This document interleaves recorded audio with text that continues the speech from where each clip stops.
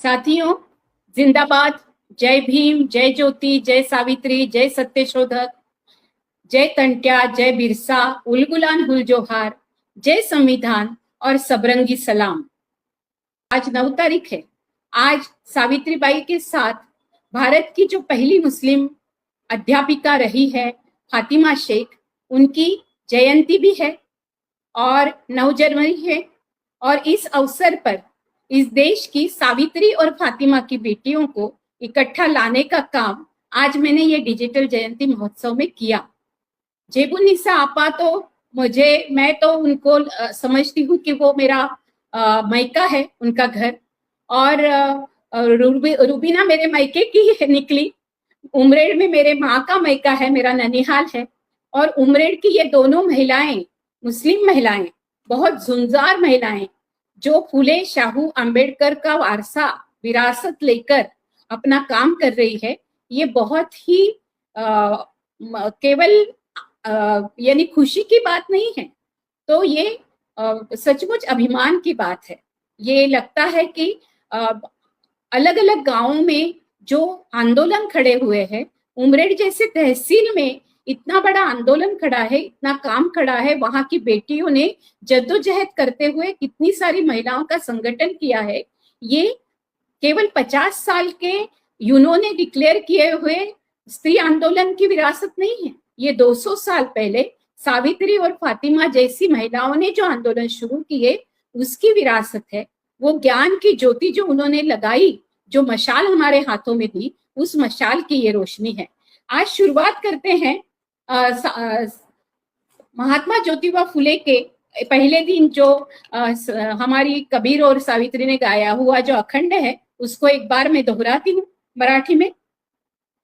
सत्य सर्वांचे आदि घर, सर्व धर्मांचे माहेर, जगा माझी सुख सारे, खास सत्याची ती पोरे, सत्य सुखाला आधार, बाकी सर्व अंधकार, आहे सत्याचा बाजोर, काळी भंडाचा तो नीर, सत्य आहे ज्याचे मूळ, करी धूर्ताची बाराळ, बळ सत्याचे पाहुनी, बहुरूपी जळे मनी, खरे सुख नटानो हे, सत्य ईशावर जूप आहे, ज्योती प्रार्थी सर्व लोका, व्यर्थ दंभा पेटू नका।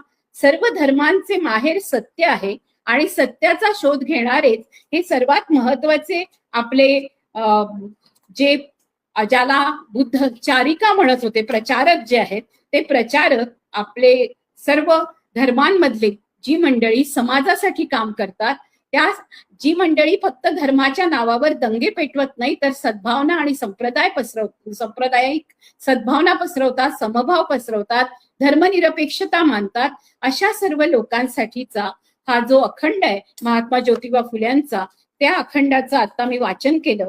ते म्हणतात की सर्व प्राणी मात्रांना निर्माण केलं निर्मिकांनी, आणि त्या प्राणी मात्रांमध्ये मनुष्य प्राणी हा श्रेष्ठ आहे, पण त्याच्यामध्ये पुरुषांपेक्षाही श्रेष्ठ आहे ती स्त्री। आणि अशा प्रकारे एक वेगळ्या प्रकारचं तत्वज्ञान, खऱ्या अर्थाने स्त्री मुक्तीचं तत्वज्ञान महात्मा ज्योतिबा फुले, शाहू महाराज, आंबेडकर यांनी आपल्याला दिलं। त्यांच्या या लेखी आज आपल्यासोबत जुळले। आपला कार्यक्रम आज हिंदीमध्ये जास्त होईल, कारण या दोघी जणी हिंदी पण सुंदर बोलतात, मराठी पण बोलतात, पण तरी सुद्धा आज आपण त्यांची ओळख करून घेऊया। आज हमारे साथ जुड़ी हुई है जेबुन्निसा शेख जी। जेबुन्निसा शेख को अभी मेरे जो बहुजन संगठक के युवा कार्यकर्ता और बहुजन संगठक के संचालक जो है राहुल खांडेकर जी, वो कह रहे थे कि जिनके कारण वो आंदोलन में आए, उनमें से एक बहुत बड़ा नेतृत्व जेबुन्निसा आपा भी है।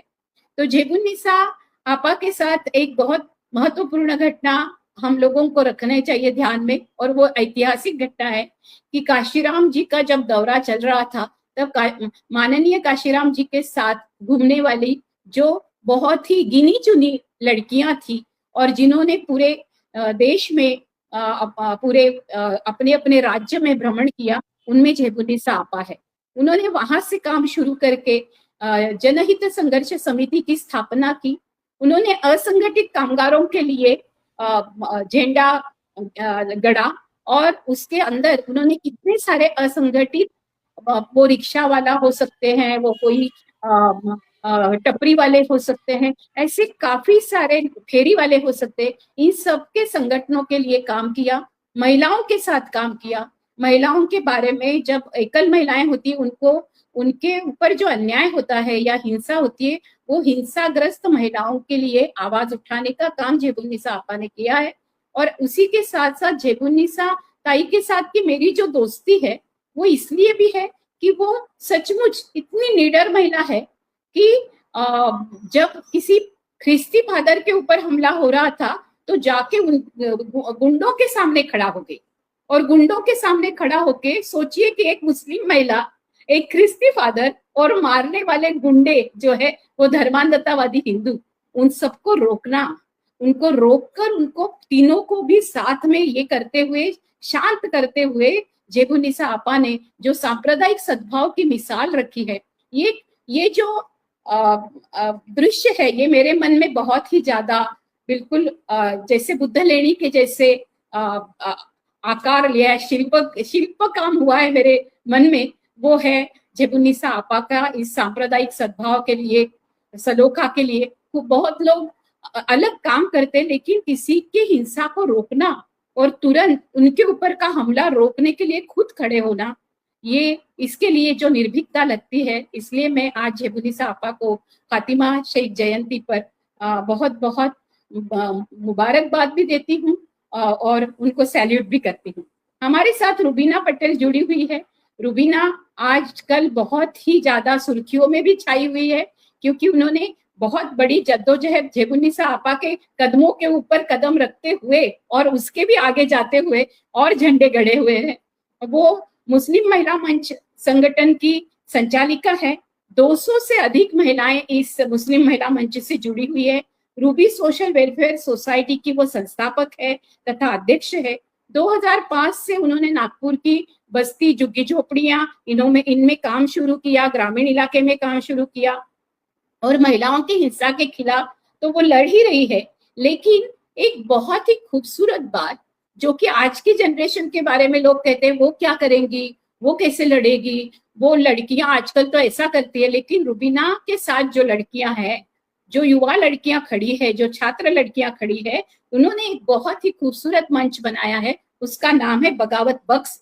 और बगावत बक्स में वो यौन हिंसा के खिलाफ, जबरन कोई अगर संबंध रखना चाहते हैं या बलात्कार करते हैं तो इसके खिलाफ, लैंगिक अत्याचार के खिलाफ ये महिलाएं उठकर खड़ी होती है, ये लड़कियां, और अपनी शिकायतें भी दर्ज करती है। और काफी अच्छा इस तरीके से बगावत बक्स जो है वो अपना संगठन खासतौर पे केवल मुस्लिम महिलाओं में नहीं तो अन्य महिलाओं के साथ भी वो काम करती है। महाराष्ट्र गांधी स्मारक निधि, सत्यशोधक मंडल, महाअनिस, जैसे कि ये महाराष्ट्र अनिस की है तो अखिल भारतीय अंधश्रद्धा निर्मूलन समिति की जेबुन्निसा आपा है।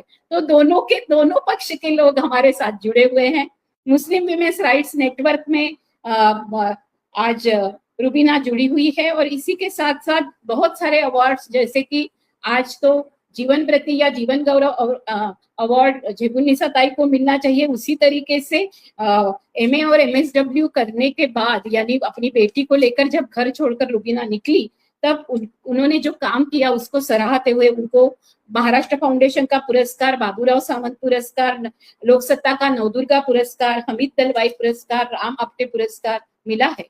तो मुस्लिम सत्यशोधक का काम करने वाली भी वो है, लेकिन सत्यशोधक की विरासत चलाने वाली, मुस्लिम सत्यशोधक करके ही नहीं तो फुले अंबेडकर शाहू की विरासत लेने वाली एक सत्यशोधक काशीराम जी के साथ काम करने वाली जेबुन्निसा भी हमारे साथ है। तो दोनों सत्यशोधकों का मैं स्वागत करती हूँ तहे दिल से, और आप दोनों के साथ बातचीत शुरू करूंगी। मुझे लगता है पहले रुबीना हम जेबुन्निसा ताई के साथ बातचीत करते हैं कि वो कैसे इस पूरे आंदोलन में आई, और उन्होंने आज की सवाल, जो मुख्य सवाल है, जो लोगों के मन में एक बहुत डर पैदा कर रहे हैं, और जो कि हालांकि 2014 से हिंदुत्ववादी संगठन होने के बावजूद और मुस्लिमों की संख्या केवल 14.5 होने के बावजूद भी एक तरीके से एक माहौल बिगाड़ के रखा है जो हमारे बीच में है, सलोखा। हमारे बीच में जो सांप्रदायिक सद्भाव है उसको तोड़ने की कोशिश हो रही। ऐसे अवसर पे आप जब महिला हिंसा के खिलाफ काम करती आई हो और काशीराम जी के साथ काम किया है, ऐसे अवसर पर आप किस तरीके के काम को देखती हो और कौन सी चुनौतियों का सामना कर रही हो? हालांकि इतिहास में तो हम जाएंगे, लेकिन यहाँ से शुरुआत करते हैं, आज चुनौतियां क्या है और फिर इतिहास में जाते हैं, थोड़ा सा उल्टा प्रवास करते हैं, ताकि लोगों को आखिरी में क्या होता है, आखिरी में लोगों को पता ही नहीं चलता है कि हम चुनौतियों को कैसे आवाज देंगे। तो पहले शुरुआत करते हैं कि चुनौतियां क्या है और चुनौतियों के साथ फिर इतिहास की तरफ बढ़ेंगे। जी नमस्ते, आदाब, जय भीम, जय जोहर। मैं जैबुन्निसा शेख और ये जनहित संघर्ष अध्यक्ष जनहित संघर्ष समिति, और आज मैं सबसे पहले लता ताई का आभार मानती हूँ कि जो हमेशा ही तबीयत ठीक हो ना हो लेकिन लगी रहती है, और उनको देखते हुए भी एक उत्साह हमारे भी मन में होता है कि भाई अपन ने अपना काम कहीं स्टॉप नहीं करना चाहिए, ये तो चलते रहेगा। हमारी जो लड़ाई है, हमारे महापुरुषों ने जो लड़ाई लड़ी, वही लड़ाई को हमको आगे बढ़ाना है। वक्त के साथ साथ वो पुराने जमाने में उस तरीके से उनको जद्दोजहद करनी पड़ी।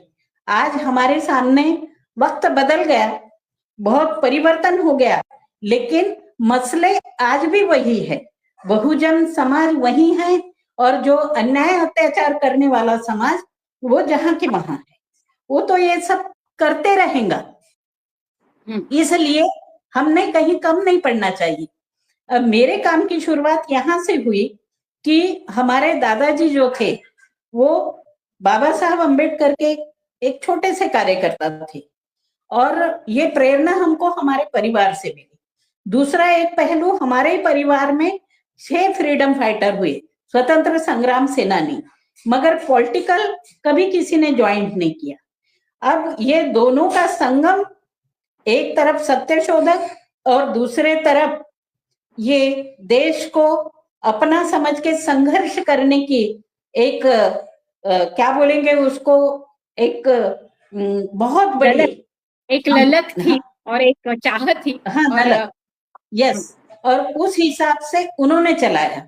उसके बाद में जब कांशीराम जी महाराष्ट्र में आए तो हमारे चाचा महबूब आलम शेख यवतमाल के, वो इनके कांशीराम जी के कार्यकर्ता थे।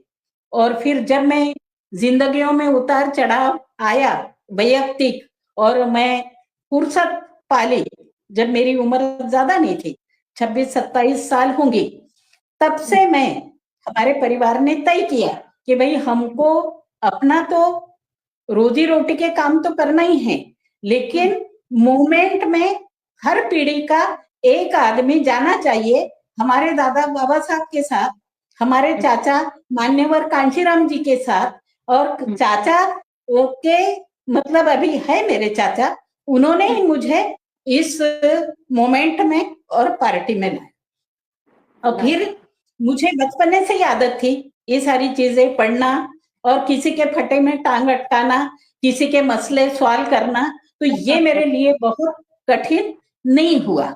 और मुझे ऐसा लगा, और जब अपन अच्छे नीति से निस्वार्थपने काम करने के लिए अगर उतरते हैं तो जनता भी अपने को सपोर्ट करती है। अब मेरा थोड़ा सा ग्रामीण क्षेत्र में, पढ़ाई भी ग्रामीण से हुई, बहुत ज्यादा तो पढ़ाई नहीं हुई, 10 क्लास उस जमाने में हमारे हिसाब से हमारे माँ बाप ने हमको पढ़ाया। उसके बाद में बहुत सारी जद्दोजहद करनी पड़ेगी वैयक्तिक जिंदगी में भी, लेकिन उसको ये जोड़ थी, फुले शाहू अम्बेडकर ये कभी नहीं छूटे। हमारे घर में हमारी मम्मी भी पढ़ी लिखी थी, तो कुरान पठन के बाद में, सुबह के नमाज के बाद में, अगर दिन में अगर कोई किताबें पढ़ते होंगे हमारे घर में, तो वो ये फुले शाहू अम्बेडकर की और भारतीय संविधान, उसी के चलते ये सारी प्रेरणा वहीं से मिली। और ये तो बाद में हुआ, लेकिन 1986 में एक संगठन बना, और वो था वन विभाग का संगठन। उसके अध्यक्ष माननीय मरहूम, मीन्स क्या बोलेंगे उसको, स्वर्गवासी सिराज पटेल साहब थे। और उन्होंने एक चतुर्थ श्रेणी वन कर्मचारी वन कामगार संगठन बनाया और वो संगठन ने जद्दोजहद की और पहला संगठन है संपूर्ण महाराष्ट्र में, उस संगठन की मैं उपाध्यक्ष है, संपूर्ण महाराष्ट्र में 16,000 परमानेंट हुए और बस उसी संगठन को ये यश आया, उसके बाद में कोई भी उसमें कामयाब नहीं रहा। तो मैं उस संगठन अलग, वो संगठन तो अब राजकीय से रिलेटेड थी, लेकिन सिराज पटेल भी किसी पार्टी से नहीं रहने के कारण हमने 10 साल संघर्ष किया और इतनी बड़ी जीत हासिल की। उसके बाद में बहुत सारी महिलाएं थी, नलिनी लड़के, सीमाताई साखरे और इधर अपने पश्चिम महाराष्ट्र में भी। तो ये पढ़ने के वजह से कहीं ना कहीं पढ़ने में आता था। पहले तो ना मोबाइल थे और ना टीवी था, लेकिन किताबें निकलती थी। अब सत्य शोधक होने के चलते हमारे यहाँ आते रहते थे, कोई मासिक आते रहते थे। हमारे पिताजी को भी छंद था, वो एक पुलिस डिपार्टमेंट में थे, लेकिन बाबा साहब ने जब दीक्षा ली तो उनकी ड्यूटी थी वहां पर बरडी में, बरडी पुलिस स्टेशन में वो पुलिस थे, तो उनकी ड्यूटी थी। तो वो पूरा बुद्धिज्म बाबा साहब उनके दिमाग में बैठा था, तो उन्होंने अपनी पूरी सर्विस उसी तरीके से की है। आज भी हमारा परिवार उसी हिसाब से चलता है। फ्रीडम फाइटर होने के चलते हमको मतलब नौकरियां मिली, आधा कुटुंब फॉरेस्ट डिपार्टमेंट, आधा कुटुंब पुलिस डिपार्टमेंट, और ये मराठी मीडियम से पढ़ाई और पुलिस की बेटी होने के नाते ये सारी डेयरिंग थी और डर नाम की चीज नहीं थी और कभी भेदभाव नहीं रहा, ये कौन वो कौन, सब अपने। आज भी मेरा उसी टाइप से शुरू है। और हम जिस जिस एरिया में रहे वहां पॉपुलेशन मुसलमानों का ज्यादा नहीं होने के चलते बाकी संपूर्ण बहुजन समाज ही क्यों, भारतीय संविधान के हिसाब से सारे मानव जाति का ही मतलब सेवा करने का मौका ये भारतीय संविधान के तहत हमको सत्य शोधक के हिसाब से मिला। और ये सारी चीजों को न्याय देने की भी जिम्मेदारी मैंने की। और ये सब करते वक्त मैंने कभी स्वार्थ नहीं देखा, निस्वार्थ बने। बच्चे छोटे थे, वो कैसे बड़े हुए मुझे वो कुछ पता नहीं। दूसरा, अब बहुत सारे लोग बोलते हैं सामाजिक कार्य करते हैं, लेकिन उनकी एक आशा रहती है अपने को कहीं से मिलना चाहिए, अपन ने कहीं से कमाना चाहिए। यहाँ वो वाली लालसा कभी भी नहीं रही और इसलिए मैं कल भी थी, आज भी हूँ, मेरी उम्र हो गई, फिर भी मेरी जरूरत जब तक जिंदा हूँ तब तक समाज को रहेगी। इस दरमियान काम करते समय महात्मा फुले का उदाहरण सामने रखना, बाबा साहब अम्बेडकर का उदाहरण सामने रखना कि भाई जब हम काम करते हैं, जो अडचणें आती है तो बहुत सारे लोग पजल हो जाते हैं की नाही बाय आपण समाजात चाललो, थोडासा मराठी भी बोलूंगी मैं, आपण समाजात चाललो, कोणी ऐकत नाही, कोणी आपल्याला सहकार्य करणार नाही, तो फिर ख्याल आता है कि भाई उस वक्त भी तो वो अकेले थे, आज तो कम से कम एक आवाज दो तो लता ताई है, दूसरी आवाज दो तो माला ताई है, तीसरी आवाज दो तो आगले ताई है, अपन आवाज दो तो वंदना वनकर है। तो ये सारी चीजें अगर हो गई तो मैं कहाँ अकेली हूँ, और मैंने तो अब जोरों शोरों से ये सब करना है। दूसरी एक बात, मूवमेंट का काम करते करते एक तरफ पार्टी भी चली, मैं मान्यवर कांशीराम जी के साथ में महाराष्ट्र ही नहीं, मैं संपूर्ण भारत उनके साथ में मैंने भ्रमण किया और सभा सम्मेलन हुई, कई लोग जुड़े, अनेक स्टेट में भी जुड़े और महाराष्ट्र में भी ओबीसी का एक बहुत बड़ा तबका मेरे वजह से जुड़ा और मैंने कई सम्मेलन भी लिए। पहला मुस्लिम सम्मेलन मैंने 2002 में मोमिनपुरा ग्राउंड में अपन ने एक बहुत बड़ा और एक सक्सेसफुल, और आज भी मुझे अगर बोला कि एक आधा ओबीसी का सम्मेलन तो वो मैं आज भी लगा सकती। और मैंने लोगों के सिर्फ उनको मूवमेंट बताया नहीं, मैंने उनको उनके रिलेटेड जो उनके पेट पानी का है, जो आज सामाजिक उनको गरज है, आर्थिक उनको गरज है, वो लड़ाई भी मैंने लड़ी। और सर्वहारा, अब कम्युनिस्ट का भी थोड़ा थोड़ा जो लाल सलाम वाले हैं तो वो उनमें भी हमारे परिवार के कुछ लोग, हमारे मामा चाचा काम करते थे। और मैं बचपने में जैसे स्वर्गीय रामचंद्र घंगारे जी है, भाई मंगड़े हो गए, तो इनकी जब मीटिंगें होती थी हमारे घरों में, तो उनकी सतरंजी बिठाना, उनको बीड़ी के कट्टे माचिस लाकर देना और उनकी सारी बातें सुनना। तो वो सब सुनने के बाद में आज जो मेरा जनहित संघर्ष समिति है, वो उस आंदोलन के बदौलत हमारे एरिया के उमरेड विभाग के 20,000 चूल्हे 2005 से अभी तक जले, 2025 तक। यहाँ थोड़ा है जेबुनी सर, विरासत आपने बताई, जो विरासत आपने बिल्कुल फुले शाहू अम्बेडकर से लेके, मार्क्स से लेके, गांधी से लेके, सबकी जो विरासत आपके फैमिली में रही, और पुलिस में भी आपके लोग रहे भी, और बाकी अन्य जगह पर जिस तरीके से अध्यापक भी रही, और आपने खुद ने भी एक बहुत अलग तरीके से अपना चरितार्थ चलाया। तो वो जो उद्योग या उद्योजक बनाना, या जो आपने यूनियन बनाई और उद्योजकों की और मंडल आयोग के समर्थन में जो आपने लड़ाई की, उसके बारे में हम आगे जाकर सुनेंगे। अभी हम रुबीना के पास जाते हैं, क्योंकि रुबीना भी किस तरीके से जुड़ी, और आज इन दोनों के साथ, क्योंकि रुबीना जब आती है तब ये मंडल आयोग का शुरुआत हो गई है, और ओबीसी संगठनों का और मुस्लिम ओबीसी संगठनों का बनना शुरू हो गया है। तो उसका भी असर रुबीना के संगठन पे, रुबीना के आने पर क्या हुआ, और उन्होंने किस तरीके से अपनी बगावत भी की और बगावत बक्स भी बनाए। रुबीना जी, आपके पास, आप शुरू कीजिए। सभी को जिंदाबाद। जिंदाबाद। जय सावित्री, जय फातिमा, सबरंगी सलाम। आज फातिमा बी शेख की जयंती हम मना रहे हैं। फातिमा बी शेख वो महिला है जिसने सावित्रीबाई फुले के साथ में मिलकर महिलाओं की शिक्षा के लिए काम किया। उनका भाई उस्मान शेख, उन्होंने भी उनको सपोर्ट किया उस समय, और जिनके कारण आज हम यहाँ तक पहुँच पाए हैं, हम महिलाएं, और पढ़ पा रहे हैं। बहुत सारी महिलाएं अलग अलग क्षेत्र में अपना नाम रोशन कर रही है। तो फातिमा बी शेख को हमने ज़रूर याद करना चाहिए, और मैं उनकी जयंती पर सभी को शुभकामनाएं देती हूँ। आपने लता ताई जो सवाल किया कि किस तरह की हमें चुनौतियाँ आती है, ये भी सवाल किया, और मेरा अपना भी इसमें संघर्ष क्या रहा, मैं किस तरह से आंदोलन में आई हूँ। तो बहुत संक्षिप्त में बताना चाहूंगी, क्योंकि दूसरी भी बातें हमें लगता है कि वो जरूरी है, करना चाहिए। आपका आवाज जरा कम आ रहा है रुबीना, आपका वॉल्यूम बराबर किया है ना आपने? वॉल्यूम थोड़ा बड़ा कर दीजिए। अभी हाँ, अभी ठीक, अभी ठीक है, अभी ठीक है, अभी ठीक है। तो मैं जब विमेंस मूवमेंट में आई, उस समय मंडल आयोग और ओबीसी महिलाओं का संगठन का काफी काम हो चुका था। मैं बहुत नई थी और मुझे बहुत सारी चीजें समझने में मतलब थोड़ा टाइम लगा। इनफैक्ट मैंने बहुत कोशिश करी समझने की, और समझ मेरी बढ़ती गई। जब मैं आई तो पहले मैं जब महिला संगठनों में मीटिंगों में जाया करती थी, कुछ कुछ शब्द मेरे लिए भारी होते थे, लेकिन मैंने उसको समझा। तो मेरे व्यक्तिगत संघर्ष से मैंने महिलाओं के मुद्दों को समझा है।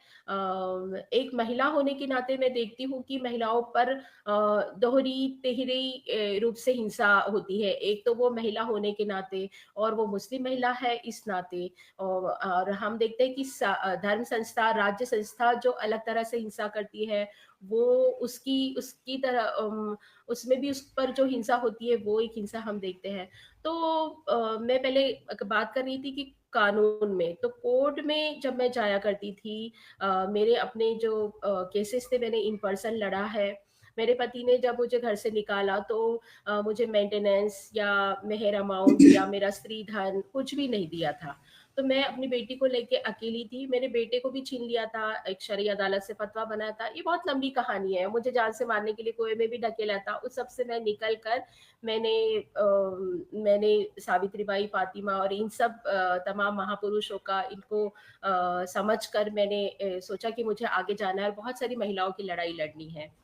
तो मैंने खुद व्यक्तिगत मेरे केसेस को मैंने लड़ा, और ये मुद्दे मैं सभी के सामने उठाया करती थी। चाहे फिर मुझे वो मेरे रिलेटिव्स में बात करनी हो, चाहे पंचायतों में बात करना हो, चाहे पुलिस में जाना है, चाहे वकीलों के साथ में बातचीत करना हो, चाहे और अलग जगह पर कहीं सरकारी दफ्तरों में बात हो, तो मैं इन मुद्दों पे बात किया करती थी कि ऐसा क्यों, ये क्या है, ये तो भेदभाव है, ये तो हिंसा है, और ये कैसे हुआ, ये तलाक कैसे हुआ। तो एक तरफ तो तलाक को लेकर फिर मैं भी जब लड़ने लगी, तलाक की लड़ाई हम लड़ रहे थे महिलाओं के साथ में, मतलब पॉलीगेमी का भी हैंड टू हैंड जाने वाला वो भी एक मुद्दा है ही, पॉलीगेमी है, तलाक है, फतवा है, प्रॉपर्टी राइट्स है, कस्टडी का मुद्दा है, जो सारे सारे सब कुछ मेरे साथ हुआ था। तो लेकिन मैं उन सब मेरे दुख को या मेरे आंसू को मैं भूल गई, और मुझे मजा आया उसमें भूलने में, और मुझे लगा कि मैं अकेली नहीं हूँ और बहुत सारी महिलाएं हैं। तो फिर जब उनको और अच्छे से मैं देखने लगी, समझने लगी, मैंने पढ़ाई की, मुस्लिम वुमेन्स राइट नेटवर्क का हिस्सा बनी, मैं मुंबई में जाया करती थी, फिर और अलग अलग जगह हमारी मीटिंगें हुआ करती थी। तो ये एक थोड़ा सामाजिक मुद्दा आवाज है, ये आवाज मेरी थोड़ा समझ में बड़ा आया। कीजिए। हाँ हाँ। तो ये एक सामाजिक मुद्दा है, ये मेरे समझ में आया, और उसके साथ में फिर मैंने नारीवाद को समझा, फिर मैंने और अलग अलग तरह से समझा गांधीवाद को, आम्बेडकरवाद को, मार्क्स को, इन सब को समझने के बाद समझ में आया कि क्या स्थिति है, महिलाओं के साथ में क्या हो रहा है।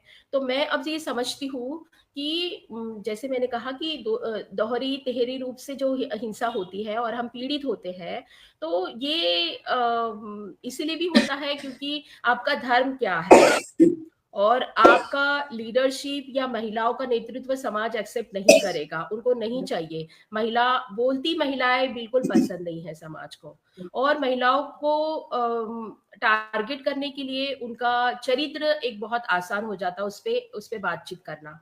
तो बहुत अलग अलग चुनौतियां मतलब हम जैसी कार्यकर्ताओं के लिए भी आती है, और हम जिन महिलाओं के लिए काम कर रहे हैं उन सबके सामने ये चुनौतियां है कि आपको अलग तरह से देखा जाता, टारगेट किया जाता है। जिस हाँ। तरह का तो समाज में भी वातावरण है, मुझे एक मुझे एक सवाल इधर पूछना था कि जो बात आपने भी की और जिबुनिसा आपा से भी बात पूछनी थी कि जब मुस्लिम महिलाओं का सवाल आता है तो हमेशा एक हो जाता है कि अरे इसके साथ जो हुआ है वो तलाक वाली बात, यानी रुबीना जी की जद्दोजहद, उनके साथ हुए अन्याय, हिंसा, अत्याचार को केवल धर्म से जोड़ा जाता है।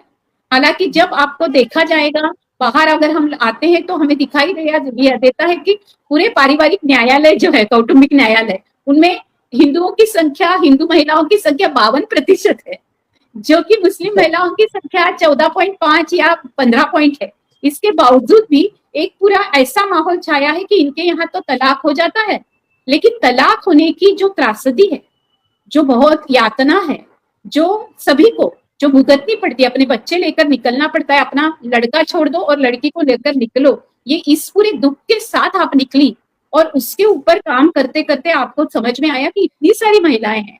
और ये बहुत बड़ी मिसाल है रुबीना कि आपने अपनी लड़ाई, जो बोलने वाले बहुत बोलेंगे कि पर्सनल इज पॉलिटिकल, लेकिन आपने आपकी निजी लड़ाई को राजनीतिक बनाया। जेबुनिसा ताई ने अपनी निजी लड़ाई को राजनीतिक बनाया। ये जो निजी लड़ाई को राजनीतिक बनाने वाले लोग हैं, वो हमेशा लड़ाई में अग्रेसर भी रहते हैं और वो लोगों के लिए न्याय भी लेते हैं। तो ये जो सामाजिक न्याय की लड़ाई में आप खुद पड़ी, तो आपको घर के लोगों से तो तकलीफ हुई होगी, आपके समुदाय के लोगों से भी हुई होगी। तो जरा उसके बारे में बताइए कि क्या क्या हुआ कि और फिर आपने उसके साथ किस तरीके से ये सारी चुनौतियों को झेलते हुए आगे काम किया। सबसे पहले तो जब कोर्ट में मैं जाया करती थी और वहां पर, हेलो आवाज आ रही है मेरी? हाँ अभी आ रही है, हाँ बोलिए। हाँ। कोर्ट में जब मैं जाया करती थी और वहां पर सारे मुस्लिम एडवोकेट्स थे, ज्यादातर मुस्लिम महिलाओं की केसेस मुस्लिम एडवोकेट्स ही लिया करते थे। तो मैं जब गई और मैंने मुस्लिम पर्सनल लॉ पर जब बातचीत करी, तो उन्होंने मुझे एक जवाब दिया कि देखो रुबीना, तुम्हारी मेंटेनेंस की लड़ाई तो हम लड़ रहे हैं, लेकिन इस्लाम में मेंटेनेंस लेना हराम है। तो तुम ऐसा करो कि तुम दुआएं करो, नमाजें पढ़ो, इबादत करो, इंशाल्लाह तुमको सुकून मिलेगा।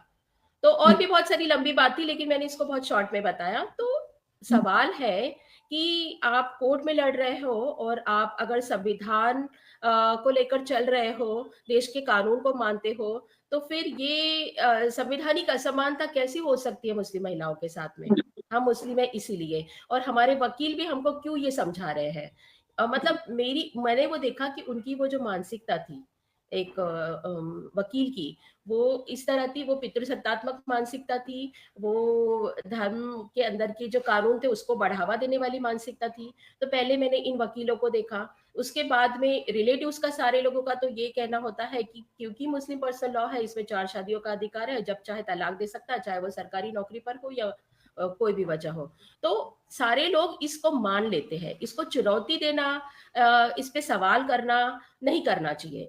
मुफ्ती ने फतवा कैसे बनाया इस पे भी कोई सवाल नहीं करेगा। जब मैंने कंप्लेंट करी उनकी, तो मैंने अलग अलग संगठनों में गई, और सारे मर्दों के संगठन है और मर्दों के हाथ में सब कुछ सत्ता पावर है, तो जाहिर बात है कि उन्होंने ज्यादा इंटरटेन नहीं किया और सब लोग हार मान गए।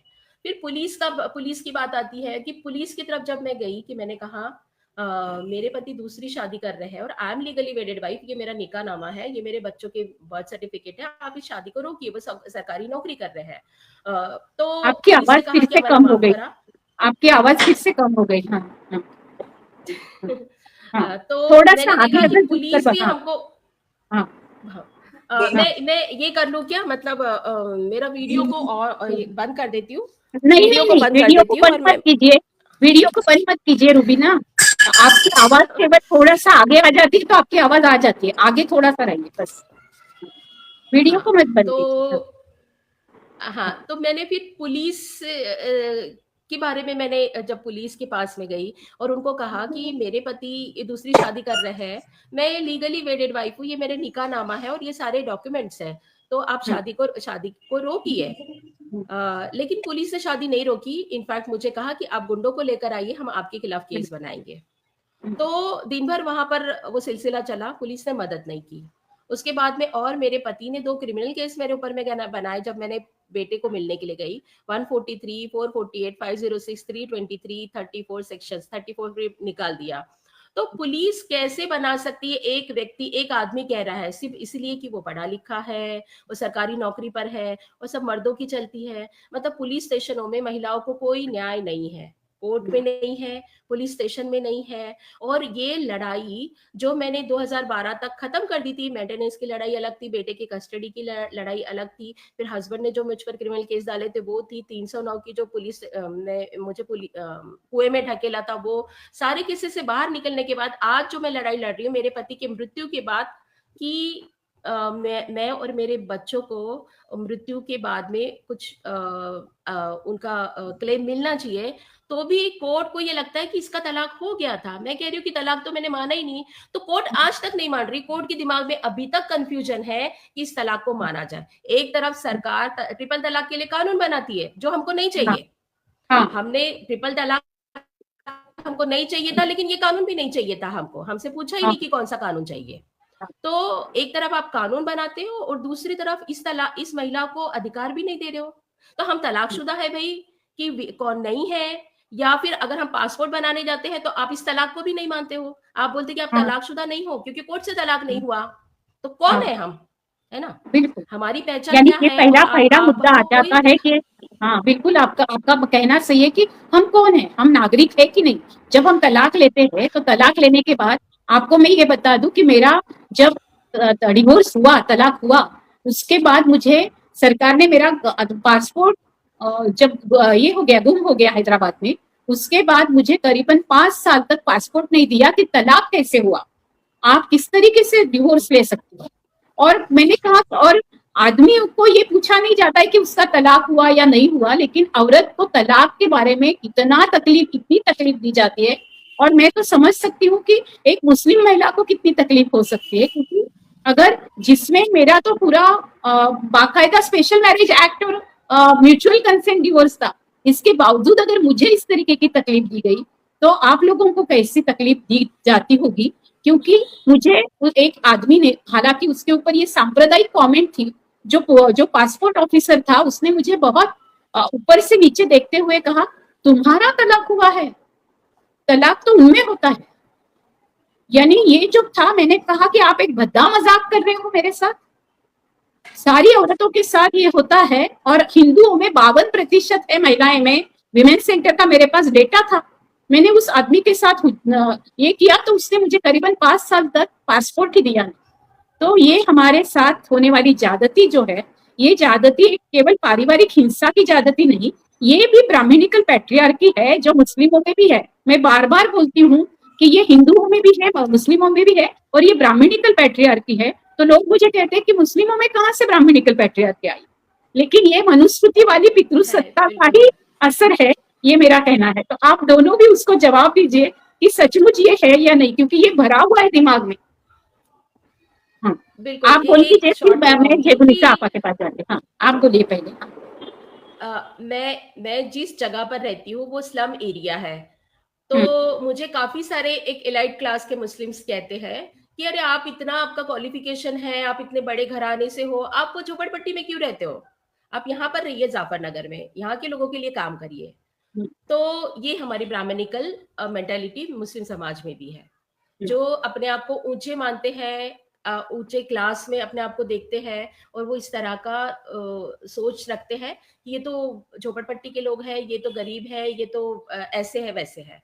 तो ये चीजें ब्राह्मणिकल मेंटालिटी मुस्लिम समाज में भी है, और फिर वो शादी को लेकर या फिर वो रोजगार को लेकर हर जगह दिखाई देती है। ये बिल्कुल। हम तो देखते हैं। वही मुझे जेबुनिसा आपा के पास इसीलिए जाना है क्योंकि उन्होंने काशीराम जी के साथ काम किया, मंडल आयोग के समर्थन में काम किया, और मुस्लिम ओबीसी को जब संगठित कर रही थी। तो ये ब्राह्मणवादी पितृसत्ता जो हिंदुओं में भी है, मुस्लिमों में भी है, क्रिश्तियों में भी है, बौद्धों में भी है, सिखों में भी है, इसको लेकर हमको, यानी ये जो मनुस्मृति है वो केवल हिंदुओं को पर असर नहीं कर रही, ये सांस्कृतिक असर है हमारे सबके दिमाग पर।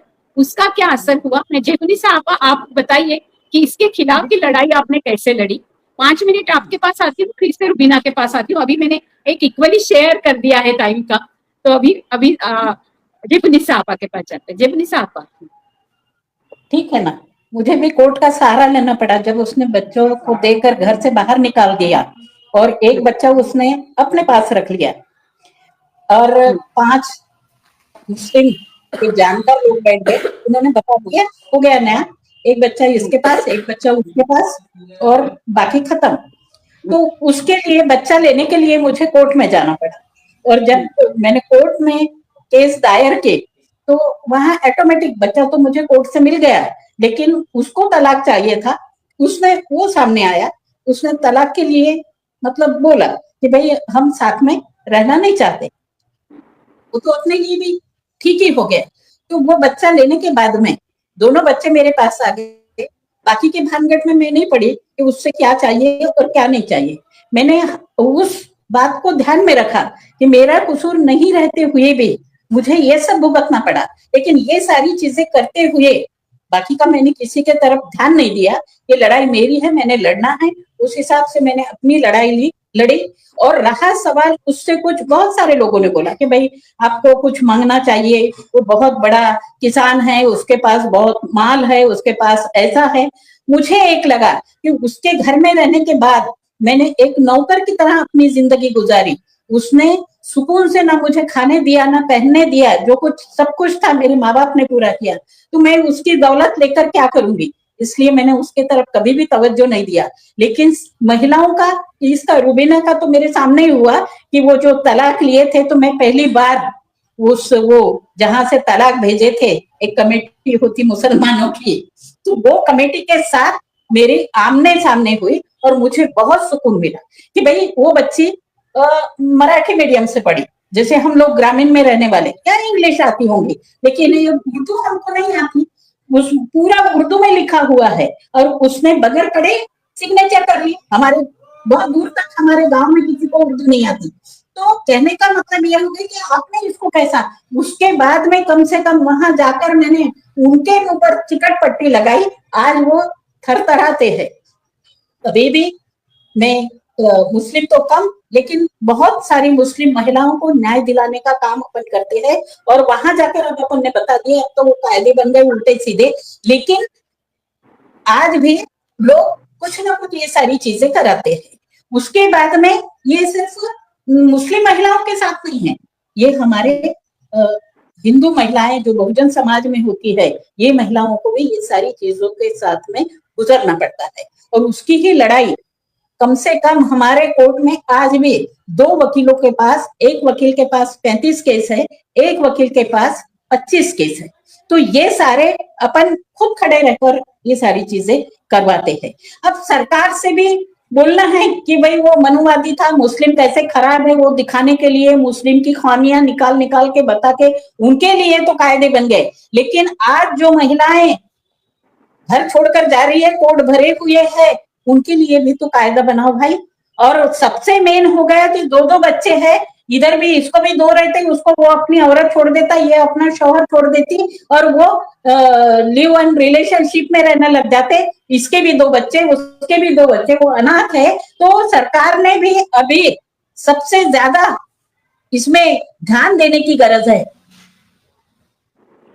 कि भाई अपने भी हिंदू कायदे में जरा बदल करना चाहिए। मुसलमानों का तो करा दिए, लेकिन आज सबसे बड़ा लॉस अगर किसी का है तो ये अदर महिलाओं का है, बहुजन समाज की। और मनुवाद जब भी कायदा बनाता है वो अपने हिसाब से बना के गया है, और जो फॉलो कर रहे हैं बाबा साहब हो या कांशीराम जी, उन्होंने तो कहा ही था कि मैंने तो कायदे अच्छे बना है, बाबा साहब ने कहा था, लेकिन इसका इस्तेमाल करने वाले जैसे होंगे उस टाइप का। तो आज बहुत बड़ी, हर कोर्ट में देखो इतनी गर्दी है, एक छोटा सा है, मैंने कहीं बोर्ड लगाई नहीं, मेरी कहीं कोई एडवर्टाइज नहीं, मैंने कभी किसी से बगैर पैसे का मेरा दवाखाना, आज भी सुबह से लेकर शाम तक इतने केस थक गई मैं, बाकी के भी दूसरे मैटर होते हैं, लेकिन आज सबसे ज्यादा प्रॉब्लम अगर कोई है वो बस यही है, मुसलमानों के कम, लेकिन अदर समाज में भी बहुत ज्यादा, उसको बोलेंगे अपन सांसारिक जो है, उनके पति पत्नी के हजारों परिवार आज मेरे समझौता की वजह से हमारे उमरेड में जी रहे हैं।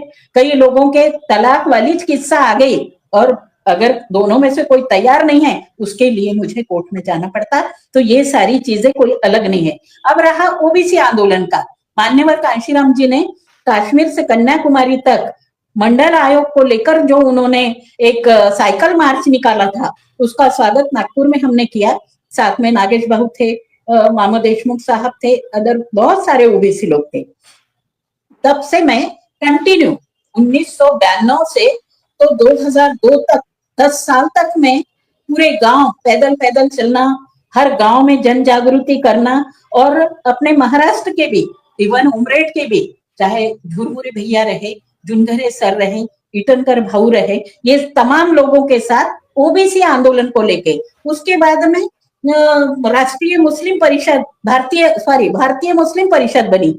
एक पढ़े लिखे लोग, प्राध्यापक जावेद पाशा, प्राध्यापक जावेद सर, बारी सर, और तमाम बहुत सारे पढ़े लिखे इकट्ठा हुए। उसके बाद में उधर फखरुद्दीन बेनूर थे, उसके बाद में पूना में अपने एक मुस्लिम समाज के वो बीएसपी में लीडर थे।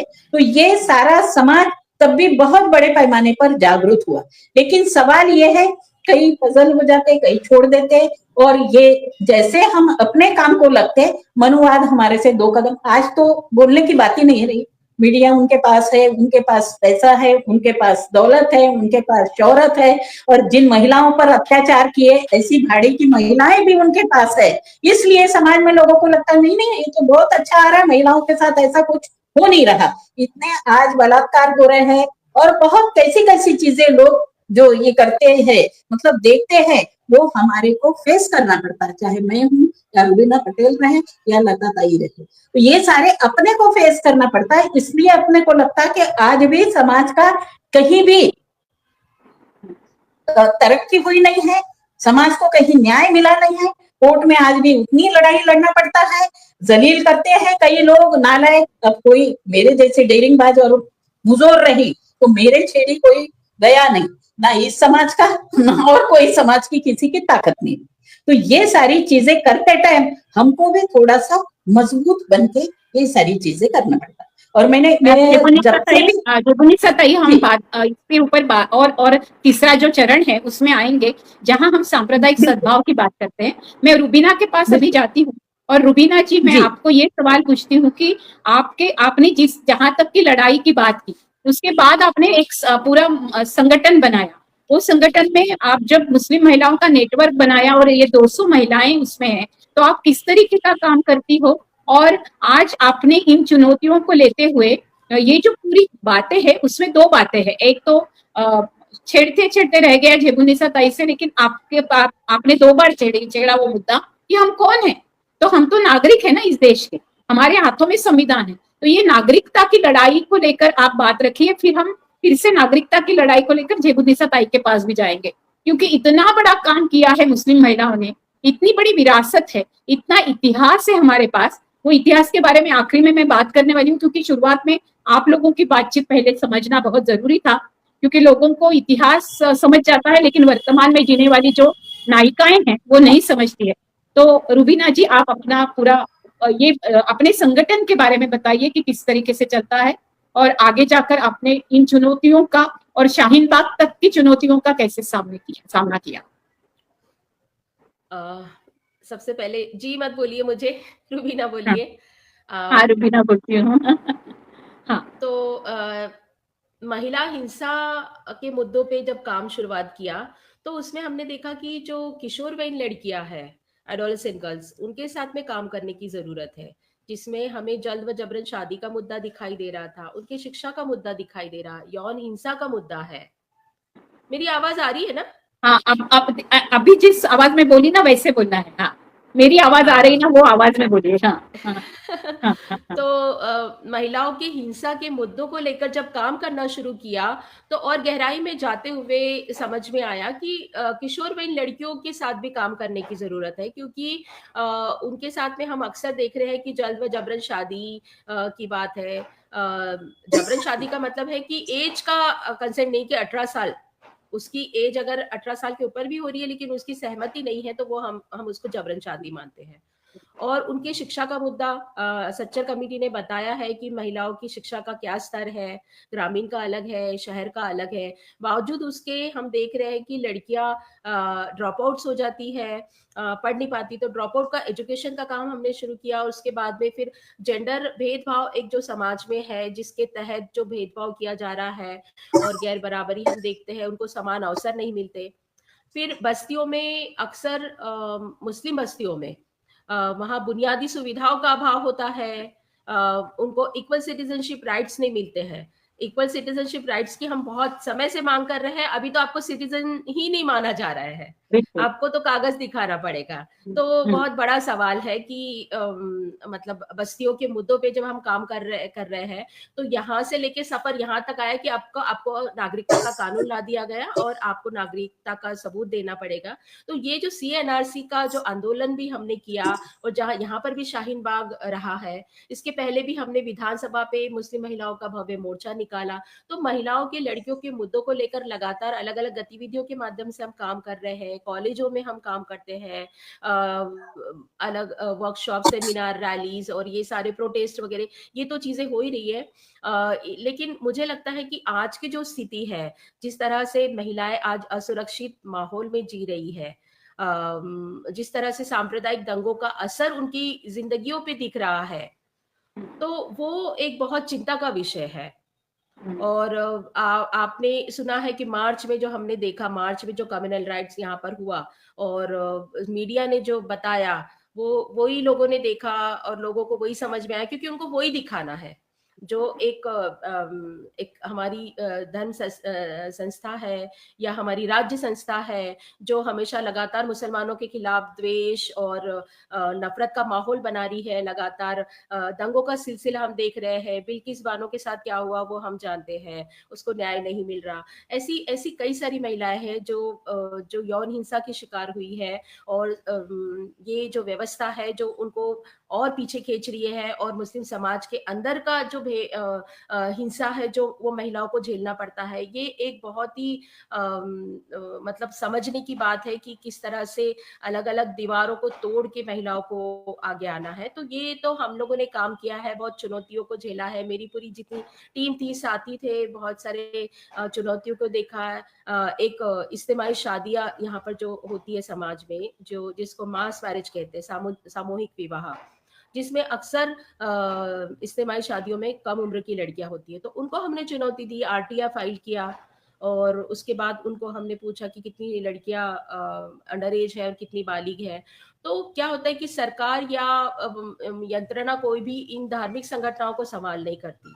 वो तो चाहते हैं कि ऐसे ही बने रहे, पिछड़े रहे मुसलमान। आप दाढ़ी टोपी के खिलाफ है, बुरखे के खिलाफ है, लेकिन आप चाहते भी हो कि ऐसे ही रहे, ऐसे ही पिछड़े रहे, तो आप उनको सवाल भी नहीं करते हो। तो हमारा ये कहना है कि मुस्लिम समाज में सिर्फ तलाक का मुद्दा या पर्सनल लॉ का मुद्दा ही नहीं है, उनके गैर बराबरी के बहुत सारे मुद्दे हैं, उनके अधिकार उनको नहीं मिल रहे, उनको स्कीमें उन तक नहीं मिलती, हर जगह पर उनको डिस्क्रिमिनेशन का सामना करना पड़ता है, चाहे वो नौकरियों में हो, चाहे शिक्षा में हो, चाहे रोजगार में हो, चाहे हाउसिंग में हो। उनको बिल्कुल भी गैर बराबरी का दर्जा दिया जाता है। इनफैक्ट आप उनके साथ में नाइंसाफी करते हो, हिंसा करते हो, छुआछूत की भावना रखते हो। इतना मतलब माहौल हम देख रहे हैं, नफरत का माहौल देख रहे हैं। तो इसमें जीना एक और पिछड़ी और झोपड़पट्टी की महिलाओं का जीना तो बहुत ज्यादा मुश्किल है, ये हम देख रहे हैं। तो ये जो बात आपने रखी है कि आज जो एक पूरा सांप्रदायिकता का माहौल बना है, हम एक जमाना था कि हम लोग जब दक्षिण एशिया की सारी महिलाएं इकट्ठा आके सारी पाकिस्तान की, बांग्लादेश की, श्रीलंका की, नेपाल की, भारत की, सब अफगानिस्तान की सब महिलाएं इकट्ठा आई थी और उन्होंने गाना बनाया था, दरिया की कसम मौजों की कसम, ये ताना बाना बदलेगा, तू खुद को बदल तभी तो जमाना बदलेगा। या फिर हमारे गीत थे जैसे इकबाल ने लिखा हुआ सारे जहां से अच्छा, तो हमारा सबका फेवरेट गीत है, लेकिन इकबाल को भूल गए और हम कहते हैं हिंदुस्तान हमारा है, लेकिन हिंदुस्तान नहीं, केवल हिंदू हमारे हैं, ये वाला मसला हो गया। और इस मसले को लेकर हम लोग जब बात करते हैं तो फिर वो मंदिर मस्जिद गिरजाघर ने बांट दिया भगवान को, धरती बांटी सागर बांटा, मत बांटो इंसान को, ये हमें कहना पड़ा। हम गानों के जरिए बोल रहे हैं, हम सारी कविताओं के जरिए बोल रहे हैं, हम लोगों को आह्वान कर रहे हैं, लेकिन माहौल तो बदल ही नहीं रहा। माहौल है कि वो ज्यादा से ज्यादा बहुत ही प्रतिगामी या बैकवर्ड होते जा रहा है, और ज्यादा से ज्यादा यानी जो तरक्की पसंद लोग हैं उनको बिल्कुल ये करके सारा माहौल पसंदा हो रहा है। तो उसको लेकर हमें बातचीत करनी पड़ेगी। और इसलिए मैं अभी फिर से जेतुनिसा आपा के पास जाती हूँ कि उन्होंने सांप्रदायिक सद्भाव के लिए जो काम किया, जो अभी रुबीना भी कर रही है, तो शाहीन बाग में जिस तरीके से पहले संविधान रोककर और डॉक्टर बाबा साहेब आम्बेडकर को लेकर महिलाएं बैठी थी और एक बहुत आशा की किरण फैली थी। हालांकि सीएए एनआरसी की बात आदिवासियों को भी लागू है, घुमंतु विमुक्तों को भी लागू है और मुस्लिमों को भी लागू है, लेकिन मुस्लिम महिलाओं ने इन सबके लिए की लड़ाई मुस्लिम महिलाओं ने की। मुस्लिम पुरुष भी कम निकले लेकिन महिलाएं आगे आई। तो इसको लेकर आप दोनों भी बात रखें, क्योंकि ये हमारे देश के लिए बहुत बड़ी मिसाल है, विश्व के लिए बहुत बड़ी मिसाल है। जेगुनिसा आपा पहले आप, फिर रुबीना के पास आती है। जैसे कि अभी आपने बोला कि इस कागज दिखाने पड़ेंगे, तो ये मुस्लिम को तो है, लेकिन अदर समाज आदिवासियों को जब पट्टों के लिए अपन ने तैयारी की तो मुझे बार बार बोला जाता था कि उनके 3 पीढ़ी का पुरावा चाहिए, ताई उनके 3 पीढ़ी का पुरावा चाहिए, ये मुझे अधिकारी लोग मांगते थे।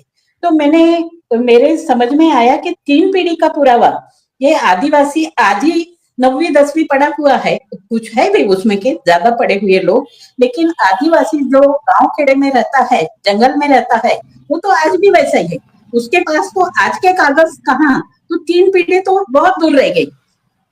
फिर मैंने अधिकारियों से बैठ के चर्चा की, उन्होंने बोले नहीं ताई, ये नया कायदा आया वो एनआरसी में, ऐसा यार क्या है, अभी नया जो आ रहा है उसमें कागज बनाओ और कागज दिखाओ।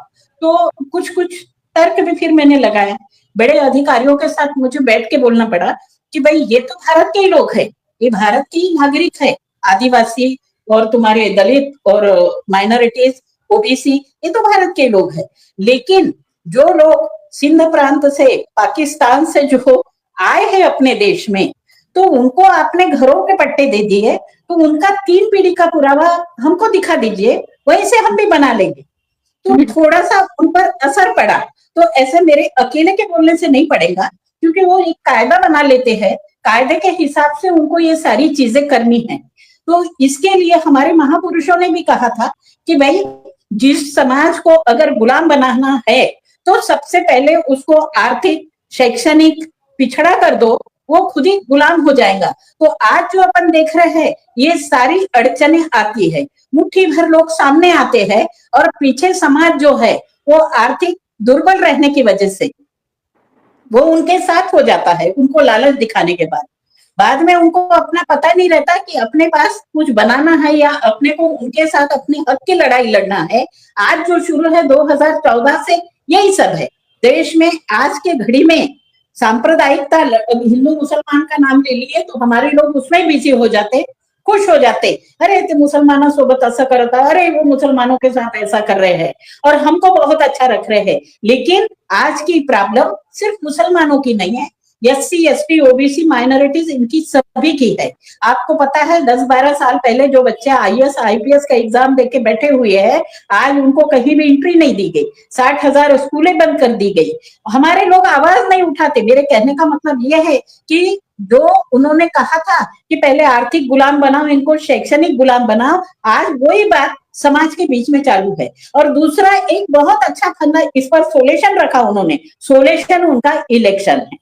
अब सोल्यूशन इसलिए इलेक्शन है कि अभी इलेक्शन हुए, इतना पैसा बटा कि ये जो है इनकी नशा 5 दिन तक इलेक्शन के बाद नहीं उतरी और इनके बकरे कोंबड़े 5 दिन तक नहीं खत्म हुए। ये सब उसी पर लगे रहते हैं।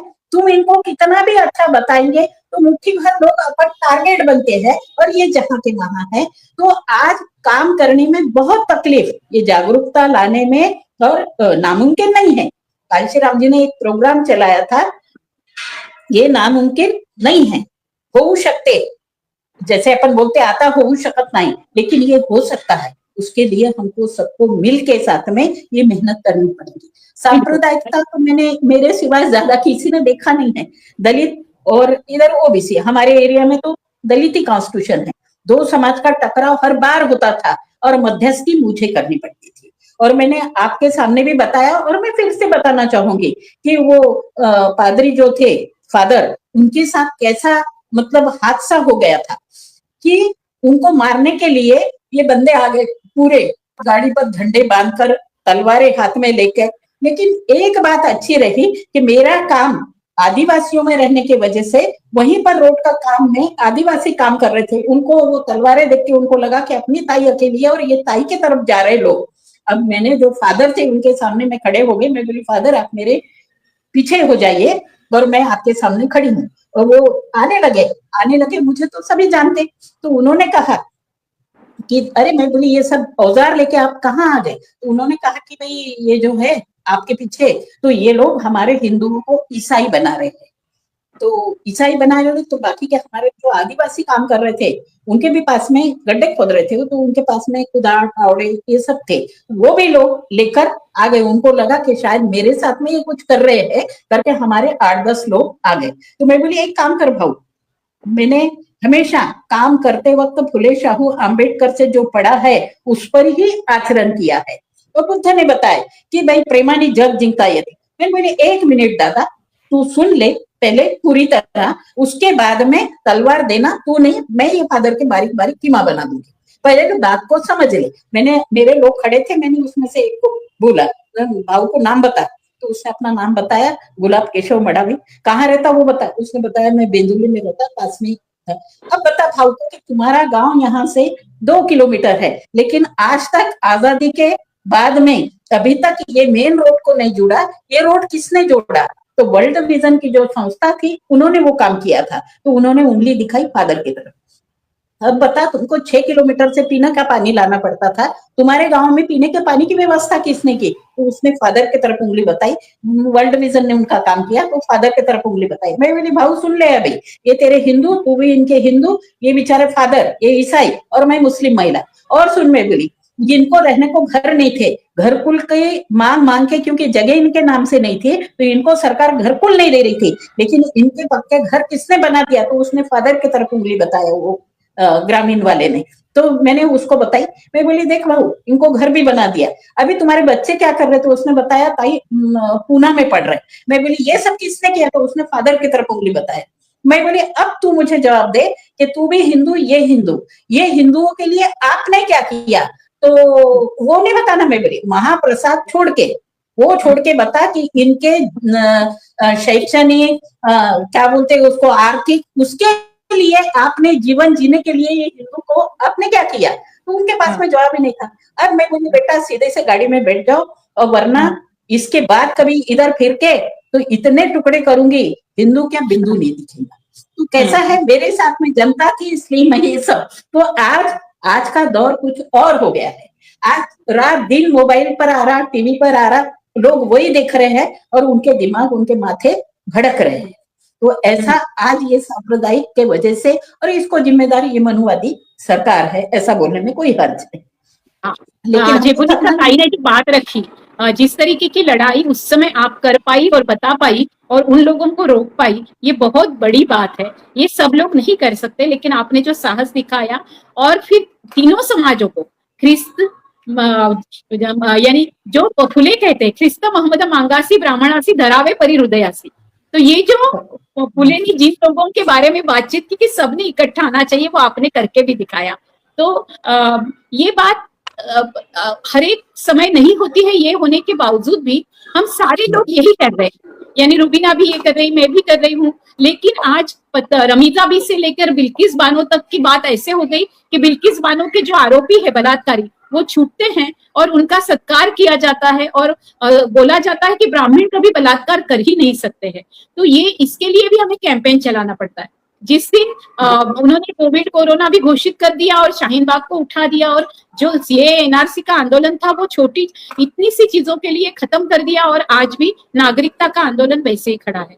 तो उन्होंने भी समझ लिया कि अगर जेबुनिसा जैसे ताकतें हैं महिलाओं में, तो उनको कैसे खत्म करने का, तो उनको कोई बीमारी फैला दो, बता दो कि अभी मत करो, अभी 4 लोगों को इकट्ठा लाना बिल्कुल जुल्म है, या फिर अभी शर्जील इमाम को अंदर ही रखो, है ना। इस तरीके से उन्होंने उमर खलीद को अंदर ही रखो, ऐसी उन्होंने ये जो बातचीत की, बातें फैलाई। अभी हमारी गुलफिशा फातिमा रिहा हुई है, लेकिन बाकी देखा जाएगा तो जिन्होंने दिल्ली के दंगे में काम भी नहीं किया, कुछ भी नहीं किया, ऐसी बहुत निरपराध लोगों को अंदर बंद करके रखा है, और केवल उनका दोष ये है कि वो मुस्लिम है। तो ये जो सारी बातें फैला रहे हैं, या फिर उन्होंने मैचेस बंद कर दी, खेल बंद कर दिए, जितने मुस्लिम कारीगर है, वो कारीगर जो काम कर रहे हैं उनको उन्होंने बंद कर दिए। इसके क्या असर हो रहे हैं रुबीना, और उसके असर आप युवा लोगों में जब देखती हो, तो आप किस तरीके का काम आगे करना चाहती हो और क्या बताना चाहती हो जनता को, क्योंकि ये आखिरी, अभी का तो ये आखिरी है, लेकिन मैं आपके साथ लगातार जुड़ती रहूंगी। लेकिन ये सवाल है कि हमने ये चुनौतियों को कैसे देखना चाहिए और आगे कैसे काम करना चाहिए, और आप कैसे कर रही हो? जी लता, आवाज आ रही है? हाँ, आवाज आ रही है। हाँ, आवाज आ रही है? हाँ हाँ, आ रही है। एक उदाहरण मैं बताऊंगी। हमारी बगावत बेब्स की एक लड़की एक कार्यक्रम में गई थी, बीजेपी आरएसएस का बड़ा कार्यक्रम था। वो बोली कि बहुत बड़े नेता आए थे और वो भाषण दे रहे थे, और उन्होंने बताया कि हम मुसलमानों के कितने पक्ष में है, महिलाओं के विकास के लिए हम क्या कर रहे हैं, हम चाहते कि वो आगे बढ़े, शिक्षा के लिए हमने ये किया, हमने बस्तियों में वो किया। और इतनी भाषण में वो इतनी बड़ी बड़ी बातें बोल रहे थे कि वो जब आई संस्था में, तो वो ये कहने लगी कि मैं तो पूरी उनके फेवर में ही होगी, जैसे मुझे उन्होंने नशा दे दिया कि अरे वो कितने अच्छे, ग्रेट है, वो तो कितना सोच रही है मुसलमानों के बारे में। तो ये मिसाल है कि मतलब कुछ किया कुछ और जाता है और दिखाया कुछ और जाता है, या झूठे वादे किए जाते, जुमलेबाजी की जाती है। ये तो चल रहा है हमारे यहाँ पर। शाहीन बाग का आंदोलन जो था हमारा, अब वो सवाल है कि वो महिलाएं गई कहाँ। मुझे लगता है कि आवाज नहीं आ रही लता ताई।